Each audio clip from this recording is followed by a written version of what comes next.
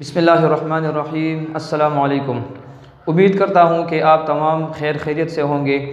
दोस्तों, जैसा कि आपको मालूम है कि हमने जो है CSS एबिलिटी के पास्ट पेपर्स के सलूशन शुरू किए थे। ठीक है, उससे पहले हमने तमाम टॉपिक्स के सिलेबस को कवर किया था और उसके बाद फिर हमने पास्ट पेपर्स के सलूशन स्टार्ट किए थे। सलूशन में हमने पहला जो पेपर सॉल्व किया था वो 2017 का सॉल्व किया था। आज जो है हम 2016 का पेपर सॉल्व करने जा रहे हैं। तो आप लोगों के साथ सिलेबस ज़रूर होना चाहिए और उसके अलावा जो है आप लोगों के साथ पास्ट पेपर्स भी ज़रूर होने चाहिए, क्योंकि उसमें हम क्या करेंगे क्वेश्चन को जब हम रीड करेंगे तो आप लोगों के सामने वो पेपर होना चाहिए, क्योंकि यहाँ पर हम जो है क्वेश्चंस को जो है नहीं लिख सकते, क्योंकि वो क्वेश्चंस जो है हमारे साथ बहुत ज़्यादा लेंथी होते हैं। ठीक है, अच्छा, 2016 के पेपर में सेक्शन नंबर 2 में क्वेश्चन नंबर 10 यानी एबिलिटी का पहला सवाल बनता है। ठीक है, इसमें दो पार्ट्स है, पार्ट नंबर ए है और एक हमारे साथ पार्ट नंबर बी है। पार्ट नंबर ए में हमारे साथ जो क्वेश्चन है वो है कि define and draw the following. ठीक है, आप लोगों ने डिफाइन भी करना है और उसी के साथ साथ आपने उनको ड्रा भी कराना है। क्या है, फर्स्ट पार्ट इसमें है राइट एंगल ट्राइंगल। ठीक है, इस टॉपिक को हमने कवर किया था कि व्हाट इज ट्राइंगल। ठीक है, तो ट्राइंगल के फिर हमने 4 डिफरेंट टाइप्स पढ़े थे। उसमें आप लोगों से अभी राइट एंगल ट्राइंगल जो है ये पूछ रहे हैं। राइट एंगल ट्राइंगल को अगर हम डिफाइन करें तो सिंपल हम इस तरह कह सकते हैं कि the triangle in which there is only one angle equal to 90। वो ट्राइंगल जिसमें एक एंगल जो है वो हमारे साथ 90 एंगल होगा। ठीक है ना। लेट सपोज अगर मैं ये एक ट्राइंगल बनाऊं, इस ट्राइंगल में अगर आप लोग देखें तो यहाँ पर जो एंगल है ये हमारे साथ 90 डिग्री है। तो इस किस्म के ट्राइंगल को फिर हम राइट एंगल ट्राइंगल कहते हैं। अच्छा, एक और इम्पोर्टेंट बात आप लोग अपने साथ नोट कर ले कि ट्राइंगल के लिए हम जो है pythagoras थ्योरम भी यहाँ पर इस पर अप्लाई कर सकते हैं। और आप लोगों ने वो ऑलरेडी पढ़ा है कि एंगल के जो सामने हमारे साथ साइड होता है बड़ा, वो हमारे साथ हाइपोटेन्यूज होता है और एंगल के साथ एडजेसेंट हमारे साथ बेस होता है और ये हमारे साथ परपेंडिकुलर हो जाएगा। ठीक है, तो हम फिर कहते हैं hypotenuse square is equal to base square plus perpendicular square. ठीक है, यानी जो हाइपोटेन्यूज है उसका स्क्वायर हमारे साथ बेस स्क्वायर प्लस परपेंडिकुलर के स्क्वायर के बराबर होता है। फिर इस फार्मूले को हम डिफरेंट वैल्यूज को फाइंड करने के लिए इस्तेमाल करते हैं। अच्छा, राइट एंगल ट्राइंगल, उम्मीद है कि ये क्लियर होगा। सेकंड है इक्विलेटरल ट्राइंगल। आप लोगों ने इक्विलेटरल ट्राइंगल को डिफाइन भी करना है, इसको ड्रा भी करना है। ठीक है, इक्विलेटरल लफ्ज से जाहिर है इसमें आप लोग अगर देखें इक्वल लिखा है। ठीक है ना। इक्वल का मतलब ये है कि वो ट्राइंगल जिसमें तमाम यानी तीनों साइड्स जो है वो एक दूसरे के इक्वल होंगे। लेट सपोज अगर मैं एक ट्राइंगल बनाऊं, ये उस ट्राइंगल का एक साइड है, ये दूसरा साइड है और ये उसका तीसरा साइड है। अगर हम कहें कि हमारे साथ ये साइड और ये साइड इक्वल है तो फिर हम इस किस्म के ट्राइंगल को इक्विलेटरल ट्राइंगल फिर हम कह सकते हैं। और एक दूसरी बात यह है कि इस ट्राइंगल में चूंकि तमाम साइड्स इक्वल है, लिहाजा हम इस तरह भी कह सकते हैं कि हर एक साइड के सामने जो एंगल होगा वो भी इक्वल होगा। मतलब ये है कि हमारे साथ ये भी 60 डिग्री होगा, ये भी 60 डिग्री का एंगल होगा और ये भी हमारे साथ 60 डिग्री का एंगल होगा। अगर हम इन तीनों को ऐड कर ले तो 60 + 60 120 एंड 120 + 60 180। और आप लोगों को पता है कि हमारे साथ किसी भी ट्राइंगल में अगर हम एंगल्स को देखें तो वो मस्ट बी इक्वल टू 180। किसी भी ट्राइंगल में अगर तमाम एंगल्स को आप लोग ऐड करेंगे तो उससे मस्ट 180 डिग्री आना चाहिए। अच्छा, ये तो पहला पार्ट हो गया। लेट सपोज अगर इसी क्वेश्चन में आप लोगों से राइट एंगल ट्राइंगल और इक्विलेटरल की बजाय अगर आप लोगों से आइसोसेलेस ट्राइंगल और स्केलिन ट्राइंगल के बारे में पूछे तो वो भी आप लोग सिंपल जो है उसको आंसर कर सकते हैं।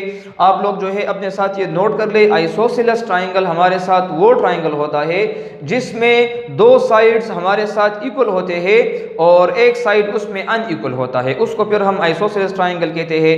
इसी तरह हमारे साथ स्केलिन ट्राइंगल जो है, स्केलिन ट्राइंगल वो ट्राइंगल होता है जिसमें तमाम यानी तीनों साइड्स उस ट्राइंगल के जो है वो अनइक्वल होते हैं और इसी तरह उसमें सारे एंगल्स भी अनइक्वल होते हैं, तो उसको हम स्केलियन ट्राइंगल कहते हैं। ठीक है। अच्छा, क्वेश्चन नंबर 10 में पार्ट नंबर बी जो है, पार्ट नंबर बी में लिखा है कि there are 9 students in a group having ages 15, 15, 16, 16, 16, 17 double और 18 और 19। लेट सपोज आपके पास एक ग्रुप है, उसमें कुछ स्टूडेंट्स है, 9 स्टूडेंट्स है और उन 9 स्टूडेंट्स की जो एजेस है वो इस सीक्वेंस के साथ है। ठीक है। फिर सवाल में लिखा है कि calculate mean, medium, mod and range of their edges, also define the above mentioned terms. ठीक है। आपने क्या करना है, इस डेटा में जो गिवन डेटा आपके साथ है इसमें से आप लोगों ने मीन को फाइंड करना है। ठीक है।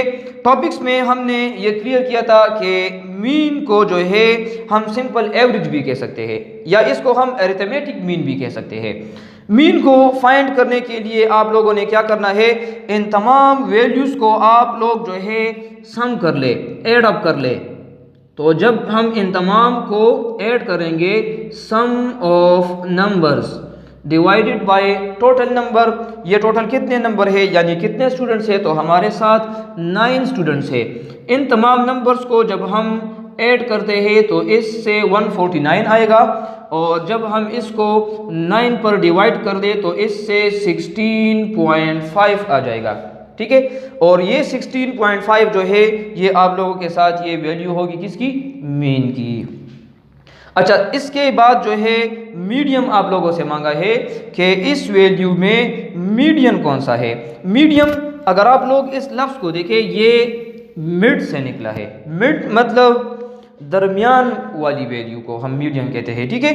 अच्छा, मीडियम को फाइंड करने के लिए आप लोगों ने क्या करने हैं, मैं 2 फार्मूले आपको लिखवाता हूं, आप लोगों ने वो 2 फार्मूले याद कराने हैं। ठीक है।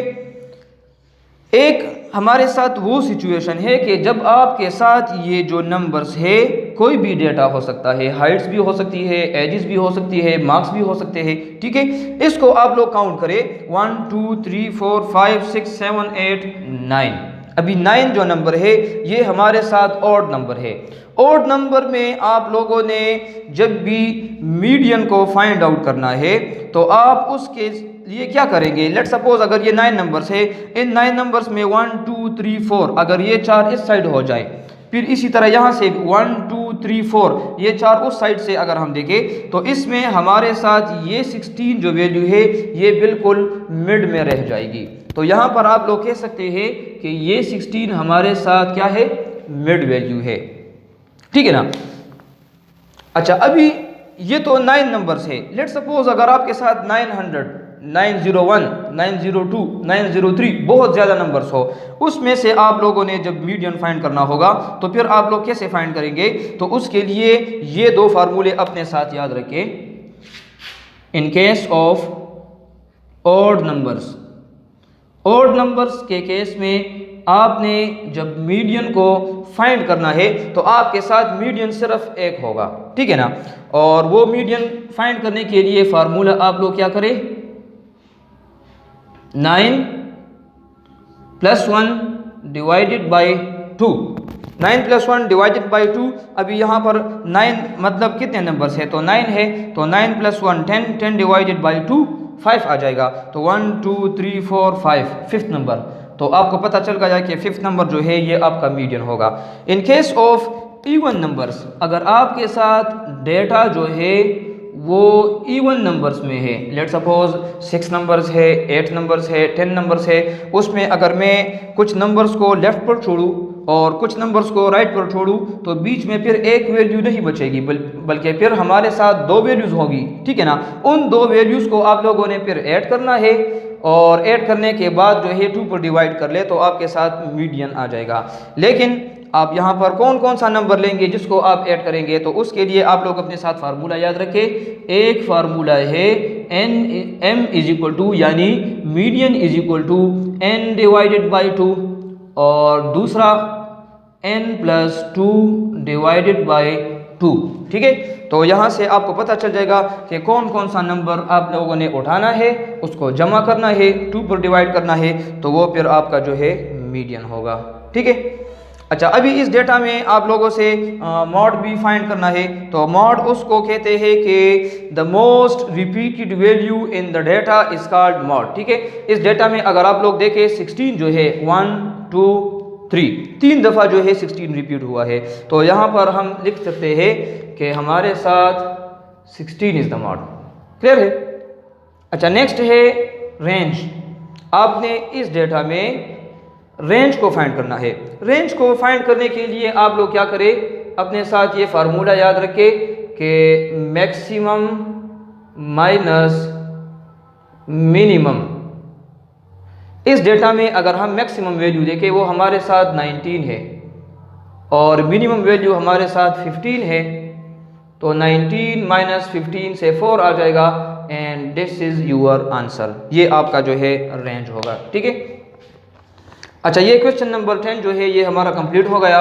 इसके बाद क्वेश्चन नंबर 11 है। 11 नंबर क्वेश्चन में ए पार्ट है, आप लोग क्वेश्चन की तरफ देखें। क्वेश्चन में लिखा है a distribution company provides households to departmental stores within a 50 kilometres radius. कोई डिस्ट्रीब्यूशन कंपनी है, वो जो है 50 किलोमीटर्स के रेडियस में वो अपने कस्टमर्स को प्रोडक्ट्स यानी सामान प्रोवाइड करते हैं। The table below shows how far each departmental store is from the godown of the distribution company.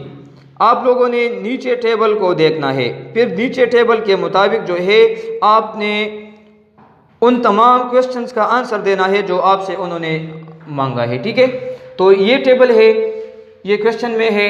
इसमें लिखा है कि distance from the godown of the distribution company, जो डिस्टेंस है लेट सपोज 10 किलोमीटर और लेस, 10 किलोमीटर और इससे कम जो डिस्टेंस है, इतने फासले में कितने स्टोर्स है लोगों के लिए? सिर्फ 3 स्टोर्स है। 11 टू 20 किलोमीटर, 11 किलोमीटर से लेकर 20 किलोमीटर के डिस्टेंस के रेंज में 15 स्टोर्स है। 21 टू 30 किलोमीटर के रेंज में 26 स्टोर्स है। 31 टू 40 किलोमीटर के रेंज में 20 स्टोर्स है। इसी तरह 41 टू 50 किलोमीटर के रेंज में फिर 16 स्टोर्स है। आप लोगों ने भी क्या करना है, फर्स्ट पार्ट की तरफ देखें। How many stores does the distribution company serve. ये जो डिस्ट्रीब्यूशन कंपनी है कितने स्टोर्स जो है ये सर्व करते हैं, कितने स्टोर्स जो है इसके अंडर काम करते हैं। तो आप लोगों ने सिंपल क्या करना है, इन तमाम नंबर ऑफ स्टोर्स को ऐड अप करना है। तो इन तमाम वैल्यूज़ को जैसे ही हम सम करते हैं तो इससे हमारे साथ 80 आ जाएगा, तो ये 80 जो है आपका आंसर होगा। ठीक है, सेकेंड पार्ट की तरफ देखें। मोस्ट कॉमन डिस्टेंस, क्वेश्चन में लिखा है कि what is the most common distance of stores from the companies godown. Company से उसका जो गोदाम है जिसको हम उर्दू में बोलते हैं, उसमें मोस्ट कॉमन डिस्टेंस कितना है। तो अगर आप लोग यहाँ पर देखें सवाल में, इस टेबल में देखें, ये 3 स्टोर है, ये 15 है, ये 26 है, ये 20 है और ये 16 है। मैक्सिमम नंबर ऑफ स्टोर्स हमारे साथ 26 है, तो इसी वजह से हम कहेंगे कि हमारे साथ मोस्ट कॉमन डिस्टेंस ज़्यादा नंबर ऑफ स्टोर्स वाले के सामने 21 टू 30 किलोमीटर लिखा है। तो आप लोग यहाँ पर लिखे 21 टू 30 किलोमीटर और ये आपका आंसर होगा।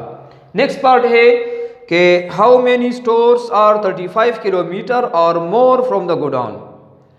35 किलोमीटर या उससे ज़्यादा जो डिस्टेंस है, इस रेंज में कितने स्टोर्स है।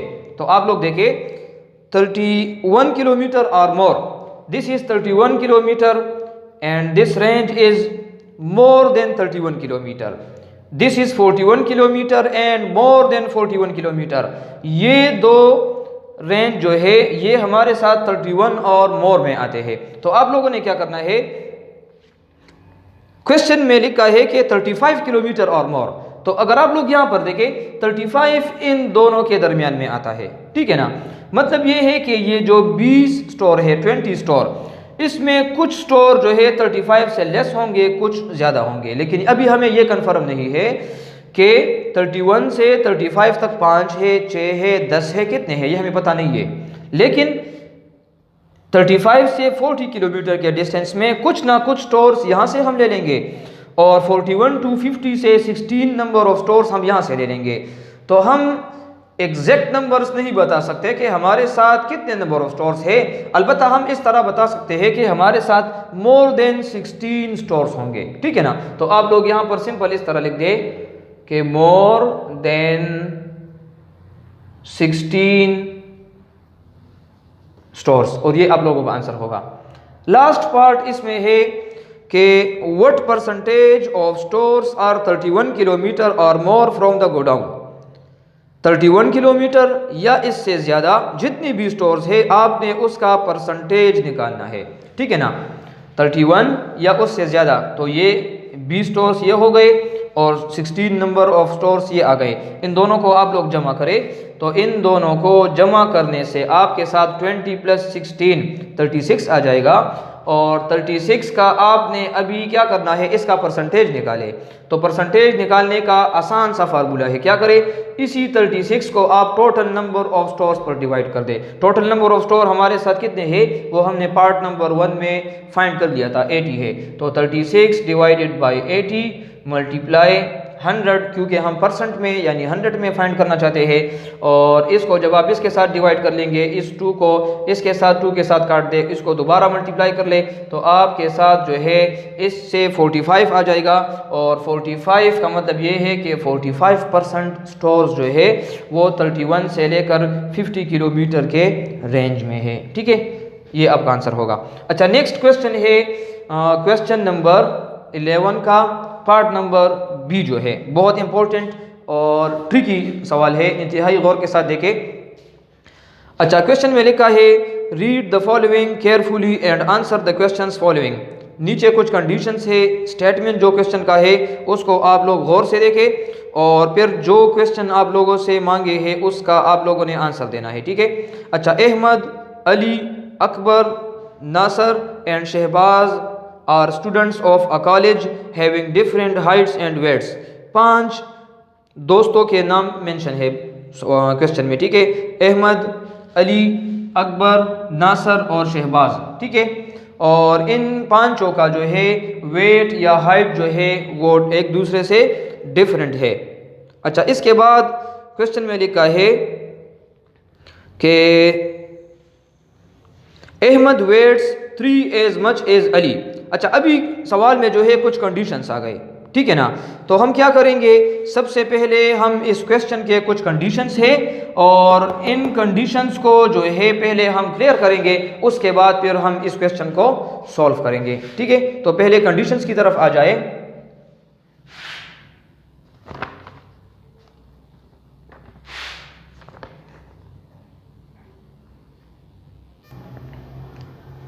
अच्छा, पहला कंडीशन जो हमें क्वेश्चन में गिवन है वो है कि Ahmed weighs 3 times as much as Ali. Ahmed और अली का जो वेट है वो कितना है, अहमद 3 गुना ज़्यादा है।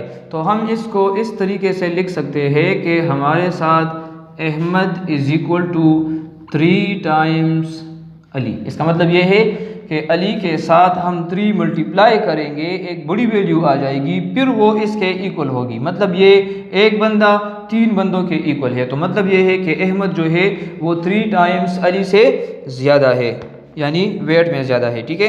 सेकंड कंडीशन है Ali weighs 5 times as much as Akbar. Ali जो है 5 टाइम्स अकबर से ज़्यादा है। अली 5 टाइम्स अकबर से ज़्यादा है, ठीक है। इसके बाद लिखा है Akbar was half as much as नासर।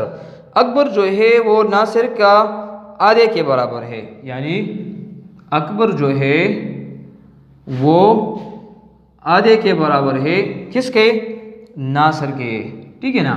इसका मतलब ये है कि नासर को हम 2 पर डिवाइड करेंगे तब इसके इक्वल होगा, यानी नासर बड़ा है। लेट सपोज अगर मैं यहाँ पर लिखूँ कि 4 को मैं जब 2 पर डिवाइड करूँगा तब ये 2 के इक्वल होगा ना।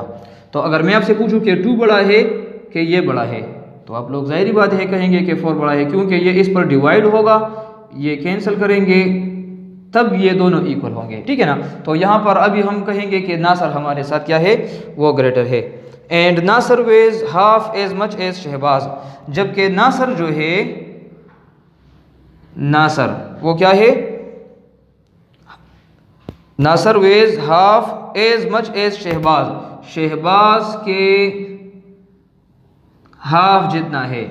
यानी यहाँ भी आप लोग अगर इस तरह 1/2 लिखे तो फिर इस तरह भी लिख सकते हैं जिस तरह ये ऊपर वाला मैंने लिखा है, ठीक है। तो शहबाज को आधा करेंगे, यानी इसका जो हाफ है वो नासर के इक्वल है। ये आपको कुछ कंडीशंस गिवन थी, इस कंडीशंस के बेस पर आप लोगों ने उन क्वेश्चंस का जो है आंसर देना है। पहला क्वेश्चन क्या है, पहला क्वेश्चन ये है, अच्छा क्वेश्चन से पहले भी अगर हम अपने लिए एक सीक्वेंस बना दे, उन सीक्वेंस की बेस पर जो है हम तमाम क्वेश्चन का आंसर कर सकते हैं। क्वेश्चन में आप लोगों से अभी रैंडमली क्वेश्चंस पूछे जाएंगे कि who is the heaviest in weight, सबसे ज़्यादा वेट किसका है। Who is the lightest in weight, सबसे कम वेट किसका है। किसका दरमियाना है, किसका किससे ज़्यादा है, किसका किससे कम है। इस किस्म के क्वेश्चन जो है वो आप लोगों से पूछेंगे। लेकिन आप लोगों ने क्या करना है, सबसे पहले आप लोग अपने लिए एक सीक्वेंस बना लें। अगर मैं आप लोगों को इस तरह कहूँ कि अहमद जो है वो अली से 3 गुना ज़्यादा है, तो क्या मैं लिख सकता हूँ कि अहमद अली से ग्रेटर है। तो मैं इस तरह लिख सकता हूँ कि Ahmed is greater than Ali, ठीक है ना। अच्छा इसके बाद जो है यहाँ पर अगर आप लोग देखें, अली जो है वो अकबर से बड़ा है, अली अकबर से बड़ा है। तो यहाँ पर कहीं अकबर है, अली अकबर से क्या हो गया, बड़ा हो गया, ठीक है। अच्छा इसके बाद लिखा है अकबर जो है वो नासर से छोटा है, नासर बड़ा है। तो नासर बड़ा है अकबर से, ये अकबर है, ठीक है ना। अकबर से बड़ा कौन है, अकबर से बड़ा हमारे साथ नासर है, तो मैं यहाँ पर नासर लिख दूंगा। फिर जो है नासर और शहबाज के दरमियान रिलेशन है, शहबाज बड़ा है नासर से, यानी नासर छोटा है शहबाज से, तो ये नासर है, यहाँ पर शहबाज हम लिख देंगे। शहबाज बड़ा है तो आप लोग यहाँ पर इस तरह लिख सकते हैं कि बड़ा है कौन, शहबाज। तो शहबाज बड़ा है नासर से, नासर बड़ा है अकबर से। इस सीक्वेंस को आप लोग एक दफ़ा जब बना दे, ठीक है, इस सीक्वेंस के बाद फिर आप लोगों को तमाम क्वेश्चन के आंसर देना फिर बहुत इजी है। अभी पहले पार्ट की तरफ आ जाए। पहले पार्ट में लिखा है कि हु इज़ द हेवीएस्ट, इन तमाम में सबसे हाईएस्ट वेट किसका है, अहमद का है। तो आप लोगों का पहले पार्ट का जो आंसर है अहमद है। मैं यहाँ पर अभी वो नहीं लिखता कि हेवीएस्ट, ठीक है, बस वो ऑलरेडी मैंने एक्सप्लेन कर दिया। सेकेंड पार्ट में आपसे मांगा है who is the lightest in weight, सबसे कम वेट किसका है। तो सबसे कम आखिर में अकबर है, तो यहाँ पर आप लोग लिख दोगे अकबर। तीसरे पार्ट में लिखा है Shahbaz is lighter in weight than which of the two, Shahbaz किन दो से वेट उसका कम है। तो ये शहबाज है, शहबाज का जो वेट है वो अहमद से और अली से कम है, ठीक है ना। तो आप लोग यहाँ पर अहमद और अली लिख देंगे, अहमद एंड अली। फिर फोर्थ में लिखा है Shahbaz is heavier than which of the two students, Shahbaz किन दो से ज़्यादा है इसका वेट, शहबाज का नासर से और अकबर से। तो यहाँ फोर्थ में आप लोग लिख दे नासर एंड अकबर।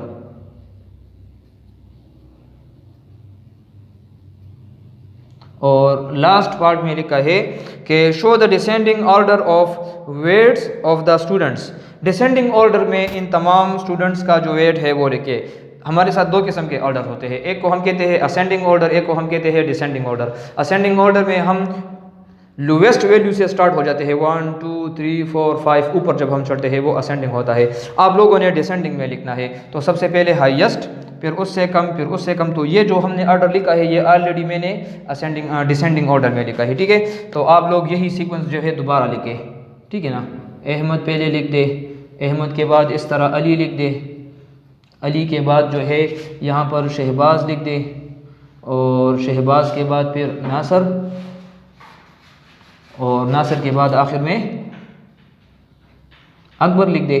और ये जो है आपका आंसर है, और यहीं पर आप लोगों का ये जो क्वेश्चन है ये भी ख़त्म हो जाता है, ठीक है। अच्छा नेक्स्ट जो हमारा क्वेश्चन है वो है क्वेश्चन नंबर 12। और इसमें पार्ट नंबर ए। क्वेश्चन की तरफ देखें। Classification of blood groups is based on the presence और absence of inherited antigenic substances on the surface of red blood cells.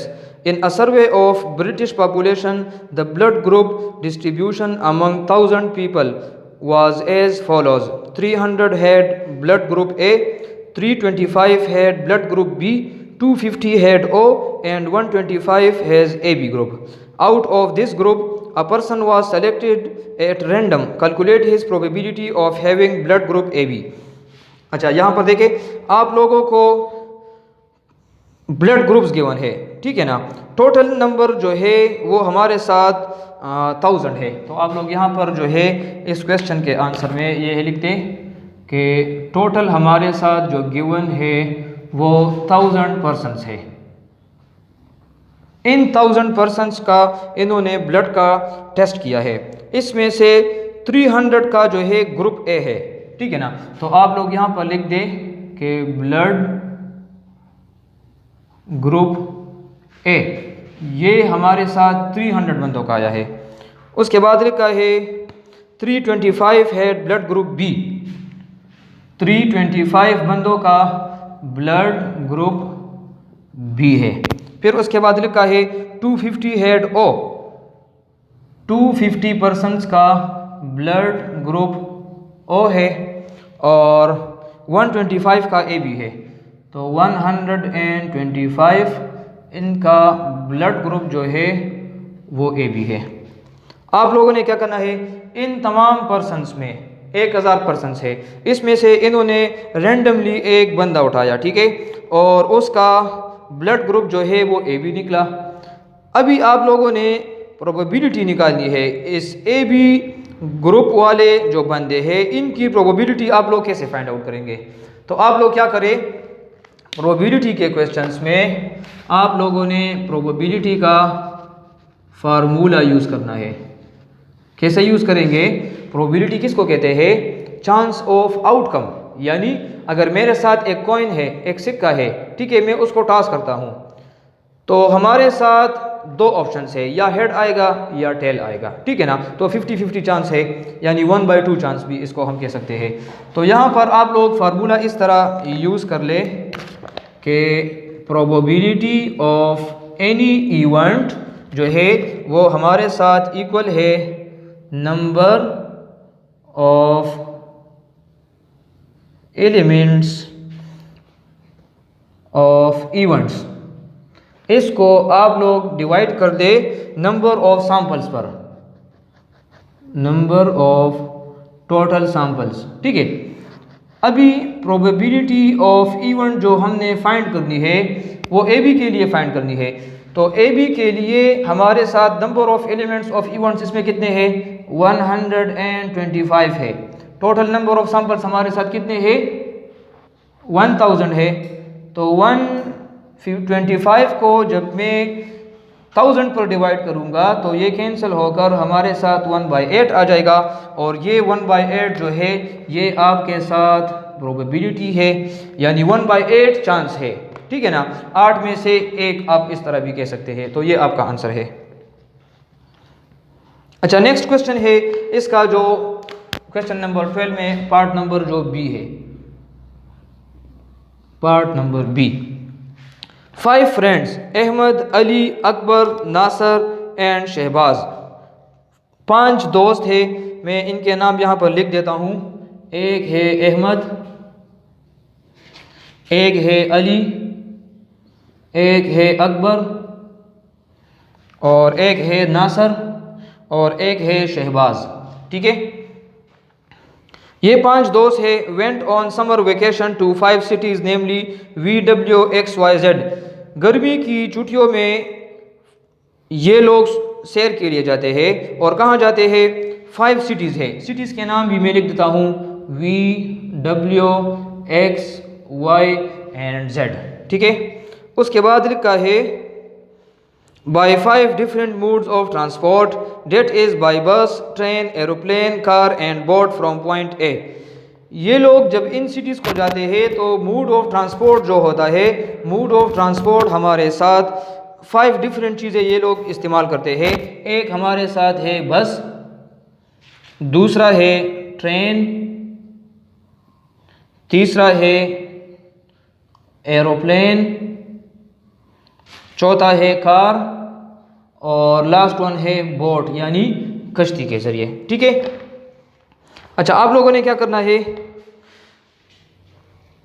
कुछ कंडीशंस इसके बाद क्वेश्चन में गिवन है, वो है कि Akbar went to Y by car and Ali went to X by air from point A. ठीक है ना। लेट सपोज हम अपनी आसानी के लिए एक डायग्राम ड्रा कर देते हैं, वहाँ से हमारे लिए थोड़ा सा इजी हो जाएगा।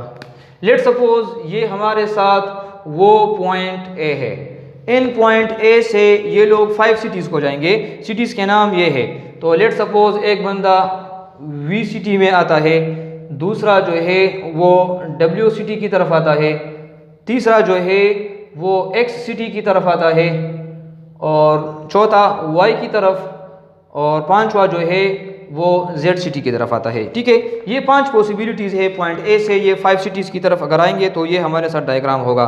कंडीशंस में लिखा है कि Akbar went to Y by car, Akbar जो है वाई की तरफ आया, किस में, कार में। तो आप लोग यहाँ पर लिख के अकबर बाय कार। ठीक है ना। तो मैं यहाँ पर एक गाड़ी बना देता हूँ, यानी वो कार में आता है। इसके बाद लिखा है Ali went to X by air, Ali यहाँ पर आता है, अली बाय एयर। ठीक है ना। एयर का मतलब है एरोप्लेन, ये भी हो गया। इसके बाद लिखा है नासर ट्रेवल्ड बाय बोट, नासर जो है बोट के ज़रिए सफ़र करता है, लेकिन ये नहीं बताया कि किस सिटी की तरफ जाता है। तो मैं यहाँ पर सेपरेट लिख दूँगा कि नासर जो है वो कहाँ जाता है, वो बोट के ज़रिए जाता है। फिर लिखा है whereas Shahbaz went by train, और शहबाज जो है वो ट्रेन के ज़रिए जाता है। ठीक है ना। फिर लिखा है for X and W there is no bus service, ये बहुत इंपॉर्टेंट पॉइंट है। यहाँ पर देखें, एक्स और डब्ल्यू के लिए बस सर्विस नहीं है, एक्स के लिए और डब्ल्यू के लिए बस सर्विस नहीं है। तो यहाँ पर मैं लिख दूंगा कि बस, उसके ऊपर मैं क्रॉस का निशान लगा दूंगा। यहाँ भी मैं लिख दूंगा कि बस, यहाँ पर क्रॉस का निशान लगा दूंगा, यानी इन 2 सिटीज़ के लिए बस की सहूलत जो है वो अवेलेबल नहीं है। ठीक है। फिर लिखा है the person who went to X did not use boat to travel, वो बंदा जो एक्स की तरफ गया है उसने बोट को इस्तेमाल नहीं किया, वो बंदा जो एक्स की तरफ जाता है उसने बोट को इस्तेमाल नहीं किया।